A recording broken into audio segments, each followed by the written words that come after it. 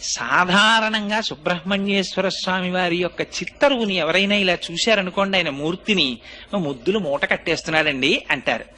ఎంత అందంగా ఉంటాడంటే ముమ్మూర్తుల వాళ్ళ అమ్మగారి పోలిక. అంటే మరో మాటలో చెప్పాలి అంటే పార్వతీదేవి పోలిక. అంత అందంగా ఉంటాడు ఆయన. మహానుభావుడు ఆ విభూతి రేఖలు పెట్టుకుని, ఆ కుంకుమ పెట్టుకుని, ఆ చేతిలో శక్తి శూలాన్ని పట్టుకుని నిలబడితే ఆ వల్లీ దేవసేన సహిత సుబ్రహ్మణ్యేశ్వర స్వామి వారి దర్శనము చేసినంత మాత్రం చేత మనస్సు లయమైపోతుంది. అయితే అనేకమైనటువంటి దేవతాంశములు జన్మించాయి. కానీ వీటికి లేనటువంటి చిత్రం అంతా సుబ్రహ్మణ్యేశ్వర స్వామి వారి అవతారం దగ్గర వచ్చింది. ఎందుచేత అంటే మీరు ఏ గ్రంథం తీసుకోండి, పవిత్ర గ్రంథం శ్రీమద్ రామాయణం తీసుకోండి, బాలకాండలో సుబ్రహ్మణ్యేశ్వర స్వామి వారి అవతారం చెప్తారు. భారతం తీసుకోండి, సుబ్రహ్మణ్యేశ్వర స్వామి వారి గురించి చెప్తారు. వామన పురాణం తీసుకోండి, సుబ్రహ్మణ్యేశ్వర స్వామి వారి గురించి చెప్తారు. స్కాంద పురాణం